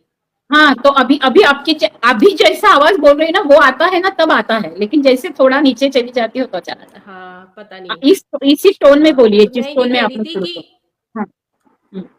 हाँ, ये जो गुमराह करने वाली बात है, और आप जिस लड़ाई को लड़ रही हो वो लड़ाई ना लड़े, हमारे फेवर में आए, और हम जिस तरह की आपको झूठे वादे कर रहे हैं या झूठ बता रहे हैं उसको कैसे माने, इसके लिए बहुत अलग अलग तरह से आपको गुमराह किया जाता है, या फिर आपको लालच दिया जाता है। मैं देख रही हूँ कि मेरे कितने मुसलमान भाई बेटे जो है वो गुमराह हो रहे हैं, वो उनके तरफ जा रहे हैं और सोच रहे हैं वो तो बहुत अच्छे हैं, वो तो मुसलमानों के बारे में बहुत अच्छा सोच रहे हैं। हेलो, मैं वीडियो बंद कर दूं क्या? आवाज आ रही है, आवाज आ रही है रुबीना। आ रही है? हाँ अच्छा, हाँ, आ ठीक रही है। तो तो सवाल यही है कि एक तरफ ये एक अभियान की उनको जो उनको लगता है कि ये हमारे लिए कैसे खतरनाक है, ये हमारे खिलाफ काम कर रहे हैं, जो मनीवादी और नफरत फैलाने वाले लोगों के खिलाफ बोलते हैं और सच्चाई लोगों को बताने का काम कर रहे हैं, जो लोकतंत्र को बचाने का काम कर रहे हैं, जो संवैधानिक मूल्यों की जतन करके देश के हित में बात कर रहे हैं, वो लोगों को कैसे खत्म किया जाए, कैसे टारगेट किया जाए, ये इसकी पूरी साजिश और यंत्रणा इनके पास में है। आपको इंडिविजुअल लिंचिंग किया जा रहा है, आपको खत्म करने की साजिश की जा रही है। जिन लड़कियों के और लड़कों के आपने नाम लिए ताई, वो सब लोगों को, और छोटे-छोटे ऐसे कई नाम हम गिना ही नहीं सकते, किसी के नाम ना सोशल मीडिया पे आए हैं, ना कहीं पर उनका रिपोर्ट हुआ है, लोगों को लिंचिंग हो रहा है, उनको खत्म किया जा रहा है। हम कितने हज़ारों मिसालें बताएँ, कत्ल किए जाते हैं, दंगे किए जाते हैं, मार दिया जाता है, जेलों में ठूस दिया जाता है, काले कानून बनाए जा रहे हैं। तो बड़ी बुरी हालत है। जिस शाहीन बाग के बारे में हम बात करें कि कितनी तादाद में महिलाएं इकट्ठा हुई थी, पूरे देश को हिला के रख दिया जो शाहीन बाग का आंदोलन, वो महिलाएं है कहाँ अभी? बहुत सवाल है। क्या उन महिलाओं को आपने पीछे खींच दिया? क्या उनको फिर से बुरखे में डाल दिया? क्या उनका जाना आना बंद करा दिया गया? उनको टारगेट किया गया? बिल्कुल। या और किस तरह से उनको रोका गया ताकि और वो औरतें रास्ते पर ना आए? तो बहुत बड़ी सवाल है। मेरी बेटी है, दिल्ली में रहती है, वो भी बताती है कि उसकी कई सारी जेएनयू जामिया की सहेलियां हैं जिन्होंने कभी कोई प्रोटेस्ट में भाग लिया था, उनको पकड़ पकड़ के गिरफ्तार किया जा रहा है। बिल्कुल। बुलडोजर की राजनीति हमारे यहाँ पर हो रही है। हाँ। तो ये खत्म करने की जो साजिश है, वही। और देख रहे हैं हम कि मतलब मर्दानगी भी बहुत अलग तरह की दिख रही है, टॉक्सिक मर्दानगी जिस तरह से आ रही है सामने, बहुत खतरनाक है। तो महिलाओं का तो बहुत ही मतलब चुनौती भरा काम है, और कार्यकर्ता महिलाएं, जैबुन्निसा ताई हो या मैं या मेरी जैसी हजारों ऐसी महिलाएं हैं जो औरतों के लिए काम कर रही है, जो मुद्दों पे लड़ रही है, उनके लिए आज जीना भी मुश्किल हो रहा है। तो उनके लिए बिल्कुल। हम क्या करें, कैसे सोचें, मिलकर हम क्या कदम उठाएं, ये भी बड़े सोचने वाली बात है। आप पे अलग-अलग केसेस बनाए जाएँगे, आपको टारगेट किया जाएगा, आपको खत्म करने की बहुत साजिश की जाएँगी, ये चल रहा है देश में। तो इसलिए अभी कुछ दिनों पहले सुल्ली बाई, बुल्ली डील ऐप लाया। उस ऐप के द्वारा मुसलमान औरतों की नीलामी कर दी आपने। आपने क्या-क्या किया? हम्म। आप कभी नकाब खींच रहे हो, उनको बोल रहे हो कि नकाब नहीं पहनना चाहिए, बदतमीजी कर रहे, जो महिलाएं पहनना चाहती है और आगे बढ़ रही नकाब पहन के, तो पढ़ने दिया जाए हाँ। उनको, और उसका अधिकार होना बिल्कुल। चाहिए नकाब पहनने का। बिल्कुल। हम लोग नहीं पहनती है नकाब तो ठीक है, वो हमारी चॉइस है, हम बुरी औरतें बिल्कुल। हैं, ठीक है, वो अलग है। तो लेकिन इस तरह से जो औरतें खड़ी हो रही है उनको टारगेट करना, जो मुसलमान मतलब मर्द भी है जो जो समझते हैं, जो बराबरी की भाषा करते हैं, जो संवैधानिक बिल्कुल। मूल्यों को मानते हैं, जो सामाजिक सलोखा की बात करते हैं, उन सबको वही। भी आपस में भी लड़ाया जाता है। हम्म। आपस में भी लड़ाने की बातें की जा रही है। तो हमको बहुत कोशिश करनी होगी कि समाज में सलोखा कैसे बने, संवैधानिक मूल्यों को कैसे आगे लेके जाए, हमारे लोकतंत्र को कैसे बचाए, और कैसे हमको स्ट्रैटेजी बना के काम करना चाहिए। इस बारे में हम सबको बहुत सोच के काम करना होगा, ऐसा मुझे लगता है। आपका आखिरी संदेश बता दीजिए, फिर जेबुन्निसा ताई का लेते हैं और फिर बाद में खत्म करते हैं। हाँ। अ, हाँ, मुझे यही लगता है कि हमारे जितने भी हम साथी हैं जो आपस में कहीं-कहीं टूट रहे हैं या कुछ मतभेद होने के बाद में भी उनको हम कैसे जोड़ पाएँ, जो एक विचारों के साथ जी रहे हैं, चल रहे हैं, और जिनको टारगेट किया गया है, उनको हम कैसे सपोर्ट कर पाएँ, इसके लिए हमारे कार्यकर्ता के नाते हम कैसे सपोर्ट कर पाएँ, इसके लिए भी हमारी क्या रणनीति होनी चाहिए, हमने सोचना चाहिए और साथ में काम करने की प्लानिंग करना चाहिए। बिल्कुल, ऐसा मुझे लगता साथ में काम करने की जरूरत है। ये भी सोचना जरूरी है कि जो जिस तरीके से उन्होंने हमारी इतनी सारी महिलाएं जो रास्ते पर थी, उनको कहीं कहाँ कर दिया, बेदखल कर दिया। उनके चेहरे भी किसी को मालूम नहीं, वो एक भीड़ बन गई। हालांकि वो नेतृत्व था, वो एकदम भीड़ बन गई। एक सामुदायिक नेतृत्व महिलाओं का उभर कर आया था, उसको उन्होंने पूरा नजरअंदाज ही नहीं, उनको इतना पीछे कर दिया कि आज लोगों को याद में भी नहीं रहे और उसका विस्मृति हो जाए। जैसे कि उन्होंने फातिमा शेख के बारे में भी किया, फातिमा के बारे में कि सावित्रीबाई के खत में एक लाइन है, हाँ। वो कम से कम हमारा आधार बन गई कि फातिमा थी, हमारा आधार बन गई कि अमेरिका मिशन की रिपोर्ट हमारे आधार बन गई कि फातिमा थी। अरे आपके पास जो नहीं है वो भी सरस्वती कभी नहीं थी, वो मूर्ति के आधार पर आपने उसको देवता बनाकर 3500 साल तक रखा, लेकिन जो थी उनको गायब करना जो शुरू किया। आज शाहीन बाग को जैसे ही खत्म किया, अब पता चलेगा लोगों को कि कितनी फातिमाओं को उन्होंने खत्म कर दिया। तो फातिमा शेख की जयंती पर हमें पता चलता है कि सावित्रीबाई फुले को और महात्मा ज्योतिबा फुले को जब भिड़ेवाड़ा से भिड़े ने भी निकाल दिया, और भिड़े ने कह दिया, वो भिड़ेवाड़ा ना शब्द लेकर ये लोग नाच रहे हैं आजकल कि 1 जनवरी 1848 में भिड़ेवाड़ा में स्कूल खुली। भिड़ेवाड़ा में स्कूल खुली, लेकिन भिड़ेवाड़ा में स्कूल बंद भी की गई। सनातनियों ने, ब्राह्मणों ने हल्ला करके फातिमा शेख के जो भाई थे उस्मान शेख जी, इन्होंने फिर कहा महात्मा ज्योतिबा फुले और सावित्रीबाई को कि आप हमारे साथ चलिए, मैं आपको हमारा वाड़ा देता हूँ, वहां आप खोलिए स्कूल। और 1851 में फिर से स्कूल खुली और वो निरंतर चली, वो उस्मान शेख के वाड़े में चली। तो ये जो हमारा एक दूसरे के साथ का सलोखा उस समय है, तो ऐसी फातिमा शेख को गायब कर दिया गया।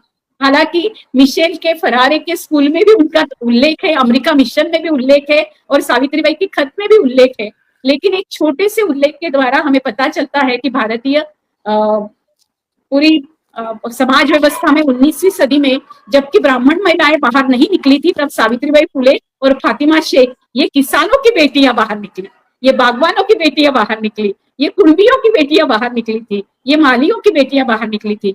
तो इसी को लेकर हम आखिरी में आते हैं जेबुनिसा ताई के पास, क्योंकि इन सारी कुंबी, माली, बागवान सबके संगठन करते हुए, इन महिलाओं के साथ जूझते हुए ऐसे जो गायब हो गए शाहीन बाग, जो उठा दिए गए, जो कि बिल्किस बानो, रमीजा बी से लेकर बिल्किस बानो की केसेस के भी इन्होंने कोई अंदेशे लोगों को नहीं लगने दिए, बलात्कारियों को छूट दी। ऐसे माहौल में जेबुनिसा ताई अभी आगे की जनरेशन क्या कर रही है ऐसे ना सोचते हुए आगे की जनरेशन ने क्या करना चाहिए, क्योंकि आगे की जनरेशन भी जेल में है, जामिया मिलिया की बच्चियां जेल में है, आगे की जनरेशन बोल रही है। और जैसे कि रुबीना ने कहा उनकी बेटी बता रही, वैसे ही मुझे भी कितनी सारी जगह से फोन आते हैं, मेरी बेटी भी बाहर है, वो बता रही है कि आई इतना कठिन हो गया है माहौल, इतना भयंकर माहौल हो गया है कि आज सब जगह पे हिंदू मुस्लिम ऐसे बना दिया है कि जैसे कभी हम लोग एक दूसरे के साथ थे ही नहीं। तो मेरी बेटी की स्कूल में ही कितनी सारी, वो तो झुग्गी झोपड़ी के ही स्कूल में पली बड़ी, तो सारे मुस्लिम और हिंदू बच्चे एक साथ थे, पढ़ते थे, और आज अचानक से ये सब लोग दुश्मन कैसे बना दिए इन्होंने। तो ये वाली बातों को लेकर हमें कैसे गौर करना चाहिए। जेबुनिसा ताई आप बात रखिएगा, आखिरी के 3 मिनट है हमारे पास। बिल्कुल। तो कहने का मतलब कैसा है, ये सारी चीजें तो चली रही है, ये सब चलते समय थोड़ा सा अपन मेरा तो रहा, मैं स्टडी करके ही मतलब चलती हूँ, और मुझे पता है, हमारे परिवार ने बताया, अगर मनुवाद को कोई टक्कर दे सकता है वो फुले शाहू अम्बेडकर है, और उसके अगर आपने स्टडी कर लिया तो आप कहीं भी, जैसा ये आप बोल रहे हैं, वो सारे चीजों से मैं गुजर चुकी हूँ। मुझे भी मतलब ऐसा बाकी के लोगों के जैसा तंग नहीं किया गया, लेकिन फैमिली को लेकर मुझे भी, मतलब फैमिली के अंदर कुछ, हमारे भी समाज में कुछ कम लोग नहीं होते, तो एक बाबागिरी के चक्कर में हमारी फैमिली चले गई, और मुझे डोमिनेट करने के लिए बड़े बड़े महिला मंडल उतरे उसमें, पुलिस डिपार्टमेंट उतरा उसमें, गांव के बड़े बड़े लीडर उतरे, लेकिन वो कुछ भी नहीं कर पाए। जो सच है वो सच है, और हम अपने जगह ठामते, क्योंकि हमको भारतीय संविधान पर विश्वास है। अब रहा सवाल मुस्लिमों का, पहले हर मुसलमान ने ये पढ़ लेना चाहिए या अपने जेबुनिसा ताई का फोन कट गया है, तो अगर वो जुड़ जाती है तो बहुत अच्छी बात है, लेकिन अचानक से फोन कट गया। ये भी होता है रुबीना ये भी होता है, फोन हैक होते हैं, थ्रेड्स मिलता है, बहुत सारे थ्रेड्स मिलते हैं, और हमको जो चाहिए देखना वो नहीं देख सकते हम लोग सोशल मीडिया पे भी, वो भी चीजें होती है। तो वो हमारे साथ हमारे जो प्रोग्रेसिव सर्कल है वहां से लेकर, अपने फैमिली से लेकर, जो बिल्कुल बैकवर्ड सर्कल है, जो बिल्कुल धर्मांधतावादी जमातवादी लोग हैं, उनसे लेकर सारे लोगों के तरफ से भी, जहां जहां ब्राह्मणवादी पितृसत्ता हावी है, वो हमारे ऊपर बिल्कुल आंख लगा के, आंख गड़ा के बैठी हुई है। तो हमारी चुनौतियां बहुत ज्यादा है। आप आज जुड़ी, जेबुनिसा ताई जुड़ी, और जेबुनिसा ताई जो बता रही थी उसी को एकदम कट हो गया, लेकिन मुझे मालूम है कि सांप्रदायिक सद्भाव की लड़ाई लड़ने वाले लोग अपने सीने पर वार लेते हैं, और वो हमेशा अहिंसा और शांति के साथ ही खड़े हुए हैं। केवल गांधी जी ने शांति और अहिंसा की बात नहीं की, बुद्ध ने की, मोहम्मद ने की। और इसीलिए वो महात्मा ज्योतिबा फुले लिखते हैं कि मराठी में लिखते हैं, मोहम्मद झाला जहां मर्द खरा त्यागिले संसारा सत्यासाठी, खोटा धर्म सोडा सांगे जगताला जन्म घालवाला ईशापायी, जगहितासाठी लिहिले कुराण हिमतीचा राणा बघीवीर, जगाचा पालक निर्भीक अनादी सर्व काळ बंदी टिके सत्य, मन केले धीट धरिली उमेद नाही भेदाभेद दावा जाला। जिसके पास कभी भेदाभेद नहीं था ऐसा था, ऐसे निर्भीक को मानने वाले मोहम्मद को भी इन्होंने बांट दिया। तो मंदिर मस्जिद गिरजाघर ने बांट दिया इंसान को, धरती बांटी सागर बांटा मत बांटो इंसान को। तो ये जो भगवान को बांट दिया, अभी इंसान को बांटने की बात आई है। उन्होंने बहुत बांटना शुरू किया है, लेकिन हम है कि हम नहीं मानेंगे। आज बहुत अच्छी हमारे सामने एक और भी बहुत अच्छी बात हुई है कि ट्रंप के सरकार को गिरा, यानी ट्रंप वाले लोगों को गिराकर आज न्यूयॉर्क का मेयर अगर एक मुस्लिम जोहरान ममदानी बनता है, भारतीय वंश का, अभी मीरा नायर का भी बेटा है, और एक अंतरधर्मीय विवाह की मिसाल भी है, तो मुझे लगता है कि थोड़ी तो आशा की किरण है। जो पैलेस्टाइन में जो हो रहा है उसके खिलाफ हम लोगों की आवाज उठ रही है, लेकिन फिर भी पैलेस्टाइन में जो नरसंहार चल रहा है उसका भी हम लोगों को विरोध करना चाहिए इस वीडियो के जरिए। और लेकिन उसी के साथ साथ एक बहुत अच्छी खबर आई कि ऐसी हालात में भी 3 महिलाओं ने वहां की पूरी परिस्थिति का चित्रण किया, और वो सारे वीडियो जो सचमुच हो रहा है उसको लेकर वो ऑस्कर तक पहुंची, और उन्होंने ये बताने की कोशिश की कि ये जो आपकी सारी फिल्में केवल कल्पना के आधार पर है, ये देखिए क्या चल रहा है। तो वास्तव सामने लाने के लिए जिस तरीके से महिलाएं जूझ रही है, लड़ रही है, ऐसी सारी महिलाओं को हम सलाम करते हैं। हमारे पास हम सारे लोग, हम जितनी महिलाएं इकट्ठा है, ये स्त्री आंदोलन की देन है। ये कोई 1975 से आई हुई यूनो के आंदोलन से नहीं, तो ये हमारी 200 साल पुरानी की विरासत है। हम सावित्री फातिमा की बेटियां हैं और बिल्कुल लगातार हम लोग इकट्ठा है। तो हम लोगों की, या रुबीना हो, लता हो, या जेबुन्निसा हो, या फिर जमीला हो, या फिर हसीना हो, या मुमताज हो, या रजिया हो, ये सारी हम लोग बेटियां हैं, और इन सारे लोगों को मैं इकट्ठा लाना भी चाहती हूँ। तमन्ना ताई हो, बहुत सारे एनुल अख्तार है, ये हिना कौसर खान है, कितनी बेटियां हैं, बेनजीर तांबोली है, ये सारे लोग लड़ रहे हैं, बोल रहे हैं, और इनकी सारी आवाजें भी पहुंचनी चाहिए। जो लोग आज हमारे साथ नहीं है, उन्होंने भी बहुत जद्दोजहद करके आज हमें यहाँ तक पहुंचाया है, और हमारे हाथ में संविधान के अंदर तक हमारे पास जो कानूनी लड़ाई लड़ने की ताकत मुस्लिम महिलाओं को भी दी और बाकी अन्य लोगों को भी दी है। और हालांकि व्यक्तिगत कानून अगर साथ नहीं दे रहा है, तो संविधान के तहत लड़ने की ताकत हमारे पास आज भी है।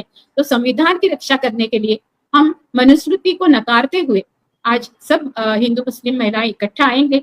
आखिर में मैं हमेशा कहना चाहती हूँ कि, और वो मुझे याद आता है, और खासतौर पे हम दोनों को देखते हुए मुझे याद आता है कि हम सारी महिलाओं को हमेशा फैज की वो गजल, जो मैं कुछ कार्यक्रमों में पहले वाले इसमें भी मैंने कहा है कि फैज जब जेल में थे तब इकबाल बानो निकली, और इकबाल बानो ने तब लोगों को पता नहीं था, और वहां काली साड़ी पहनना भी जुर्म था, और वो काली साड़ी पहन के स्टेज पर गई, और लोगों को लगा, और इतनी बड़ी तादाद में लोग जमा हुए थे उस बाग में, और जब इकबाल बानो ने आवाज चढ़ाई और फैज की गजल गाई, और फैज तो जेल में थे, और वो गाना था आजादी का।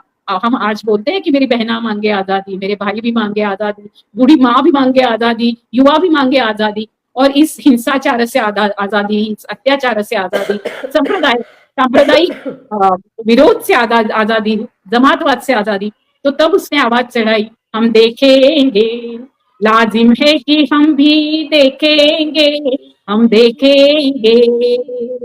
तो ये जो है हम देखेंगे, और ये ताज उछाले जाएंगे, ये तख्त गिराए जाएंगे, हम देखेंगे। तो ये तख्त जरूर गिरेंगे, और लोकतंत्र जिंदा रहेगा, संविधान बचा रहेगा। रुबीना जी, आपका और जेबुन्निसा आपा का बहुत बहुत शुक्रिया। हम फिर से मिलते रहेंगे, और सावित्री फातिमा की बेटियों ने ये जिम्मा लिया है, हम सत्यशोधक की विरासत आगे बढ़ाएंगे। अभी जेबुन्निसा आपा बिल्कुल आखिरी में मैं कह रही थी कि हम सारी सावित्री फातिमा की बेटियां हैं, हम ये विरासत आगे बढ़ाते हुए हमारा कारवा आगे लेकर जाएंगे, और किसानों की लड़ाई, जो आदिवासी है, वन कामगार है, उनकी सारी लड़ाई, असंगठित कामगारों की लड़ाई, रुबीना जो लड़ रही है, युवा जो साथी हैं, महिला साथी है, जो अकेली महिला है, एकल महिला है, उनकी लड़ाई, ये सब लोग हम इकट्ठा लड़ेंगे। और हिंदू, मुस्लिम, सिख, ईसाई, ये सब भाई भाई नहीं है केवल, ये सब बहने बहने हैं। इसलिए हालांकि दुनिया टिकी हुई है अभी भी, तो ये बहन चारा भी हम लोगों का जिंदा रहे। इसी के साथ हम यहाँ खत्म करते हैं। जिंदाबाद, जय भीम, जय ज्योति, जय सावित्री, जय फातिमा, जय तारा, जय शाहू, जय तंट्या, जय भीम, जय बिरसा, और उलगुलान गुल जोहार, जय संविधान, और सबरंगी सलाम, सबरंगी सलाम।